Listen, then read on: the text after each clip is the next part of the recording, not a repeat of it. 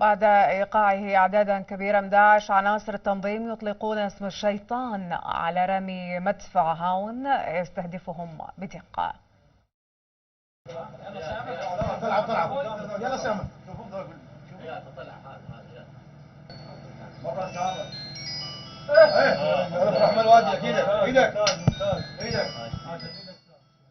يترصدون تحركات عناصر داعش من خلال كاميرات المراقبة ليتم تحديد الأهداف وفق المسافات والأبعاد التي تحددها تلك الكاميرا التي تتمتع بتقنيات عالية الجودة.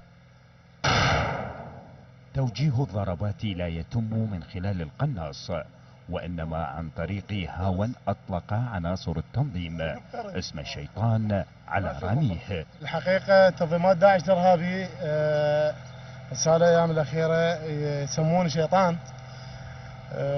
دليل يعني مثلا إذا سيارة تريد تعبر أو أشخاص تريد تمشي تعبر من هذا الشارع لهذا الشارع، ينادي ما أعرف المسؤول مالتهم الأمير مالتهم أو شيء، ينادي يقول له دير بالك الشيطان لا يشوفك.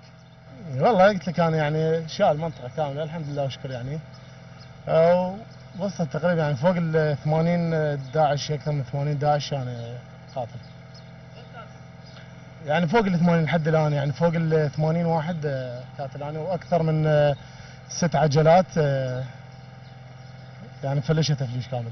هذا المنتسب يروي تفاصيل أخرى حول معالجة الأهداف بدقة وكيف يستهدف عناصر التنظيم خلال سير المعارك. قبل كم يوم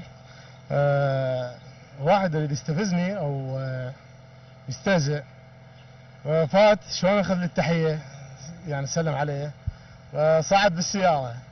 ومن صعد بالسيارة طلعت أنا عالجت الموقف، ومن ضربته يعني طببت الياف من صد شبول، أنا هم رديت السلام يعني الحقيقة بس بغير صورة. استهداف عناصر داعش في مختلف قواطع العمليات وتكبيدهم خسائر كبيرة دعا قائد عمليات بغداد وقائد الفرقة 17 إلى إطلاق تسمية قناص الهاون على هذا المنتسب في الجيش. حيدر حميد، السومرية.